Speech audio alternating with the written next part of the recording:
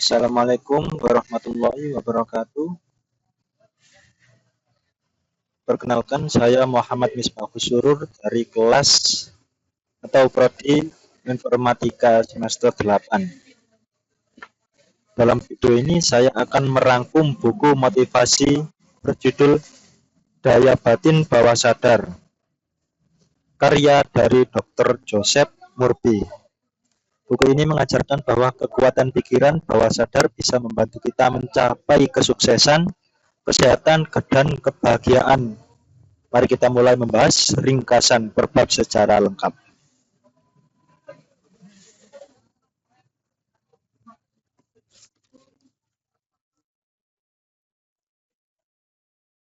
Bab pertama, rumah harta karun ada dalam diri Anda.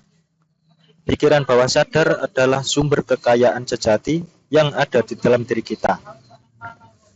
Semua ide, inspirasi, dan potensi kita tersimpan di sana. Ketika kita sadar dan belajar mengakses kekuatan ini, kita bisa mengubah hidup kita. Dr. Murphy menekankan bahwa segala sesuatu dimulai dari dalam pikiran kita, baik keberhasilan maupun kegagalan. Bab kedua, cara kerja batin Anda. Pikiran terdiri dari dua bagian, sadar dan bawah sadar. Pikiran sadar menganalisis dan memutuskan, sedangkan pikiran bawah sadar menerima dan menjalankan. Bawah sadar tidak memilih benar atau salah. Ia hanya mengeksekusi apa yang kita tanamkan berulang-ulang melalui pikiran sadar. Karena itu, kita harus sangat berhati-hati dengan apa yang kita pikirkan setiap hari. Kemudian,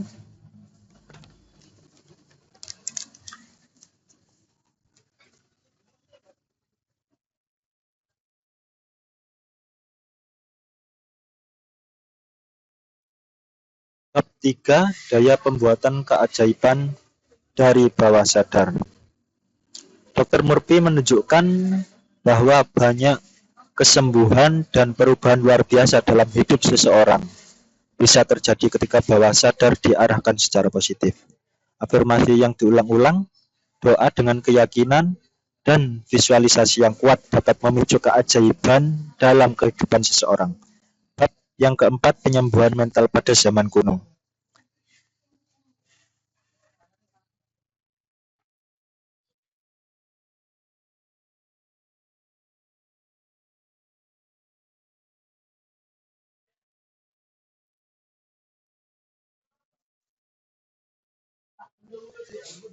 Bab 4, penyembuhan mental pada zaman kuno. Di masa lalu, orang menggunakan doa, ritual, dan keyakinan kuat untuk penyembuhan diri. Ini bukanlah sugesti kosong, tetapi bentuk komunikasi langsung dengan bawah sadar. Bahkan di masa Yunani dan Mesir kuno, penyembuhan batin digunakan melalui praktik-praktik spiritual yang mempercayai bahwa tubuh dan pikiran terhubung. Bab 5, yaitu penyembuhan mental pada zaman modern. Dengan kemajuan ilmu pengetahuan, kita kini memahami bahwa pikiran memang memiliki pengaruh besar pada kondisi fisik tubuh. Banyak penelitian membuktikan bahwa sugesti, harapan, dan pikiran positif berperan penting dalam pemulihan penyakit. Dr. Murphy menekankan bahwa prinsip ini tidak berubah, hanya bentuknya yang kini lebih ilmiah. Bab yang keenam, yaitu teknik praktis bagi penyembuhan mental. Bab ini menjelaskan cara-cara konkret menggunakan bawah sadar untuk menyembuhkan. Tekniknya antara lain afirmasi positif, visualisasi sebelum tidur, dan doa kreatif. Dengan mengisi pikiran sebelum tidur dengan gambaran positif dan kalimat penuh keyakinan, kita memprogram bawah sadar untuk bekerja semalaman. Bab yang ketujuh, yaitu kecenderungan bawah sadar menuju kehidupan. Pikiran bawah sadar memiliki dorongan alami untuk mendukung kehidupan. Ia secara otomatis mendorong kesembuhan, pertumbuhan, dan keberlangsungan hidup. Namun, jika kita terus-menerus memasukkan pikiran negatif, kita melawan arah alami itu. Dr. Murphy mengajak kita untuk membiarkan bawah sadar bekerja sesuai kodratnya. Bab 8. Cara memperoleh hasil yang Anda ingini. Segala hal yang ingin kita capai bisa dimulai dari berpikiran. Langkahnya yaitu tentukan tujuan dengan jelas. Visualisasikan hasilnya, rasakan seolah-olah sudah terjadi, lalu lepaskan pada bawah sadar.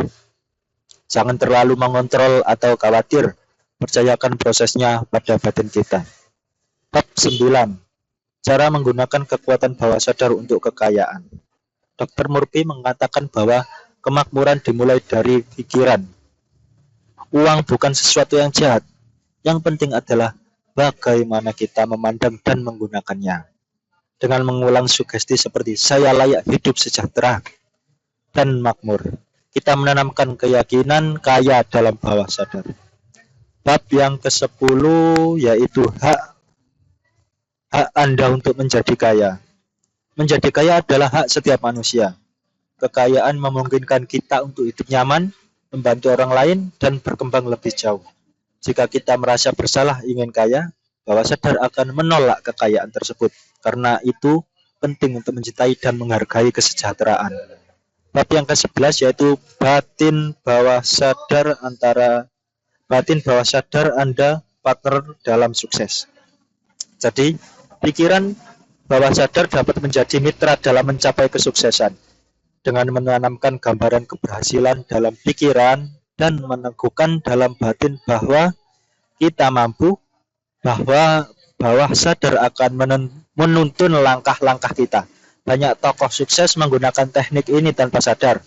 Misalnya, melalui kebiasaan membayangkan pencapaian besar sebelum tidur. Bab yang ke-12. Bab yang ke-12 yaitu ilmuwan menggunakan batin bawah sadar. Banyak ilmuwan terkenal mengaku bahwa penemuan mereka berhasil dari inspirasi yang muncul dalam keadaan tenang atau saat tidur. Ini menunjukkan bahwa bawah sadar bisa memberikan jawaban atas masalah kompleks jika kita memberinya waktu dan bahan untuk bekerja. Keheningan, meditasi, dan kontemplasi sangat membantu dalam proses ini. Bab 13 yaitu bawah sadar Anda dan keajaiban tidur. Tidur bukan hanya waktu istirahat, tapi juga saat terbaik untuk berkomunikasi dengan bawah sadar. Pikiran sebelum tidur sangat memengaruhi arah bawah sadar, maka dari itu pikiran, harapan, solusi, atau afirmasi positif sebelum tidur agar bawah sadar bekerja dengan baik saat kita beristirahat. Bab 14. Bawah sadar Anda dan problem suami istri. Konflik rumah tangga seringkali berasal dari prasangka dan kebiasaan berpikir negatif satu sama lain. Dengan menggunakan afirmasi positif dan mengubah pola pikir tentang pasangan, hubungan bisa menjadi lebih harmonis. Dr. Murphy menganjurkan untuk mengisi pikiran dengan kasih dan pengertian. Bab 15 yaitu bawah sadar Anda dan kebahagiaan. Kebahagiaan tidak tergantung pada situasi luar, tapi pada kondisi batin. Jika kita memprogram bawah sadar untuk merasa bersyukur dan damai, maka kita akan merasakan kebahagiaan sejati. Pikiran bahagia menciptakan hidup yang bahagia. Bawah sadar dan hubungan antar manusia yang serasi. Bab yang ke-16. Bawah sadar dan hubungan antar manusia yang serasi. Hubungan sosial yang baik berawal dari pikiran yang positif terhadap orang lain.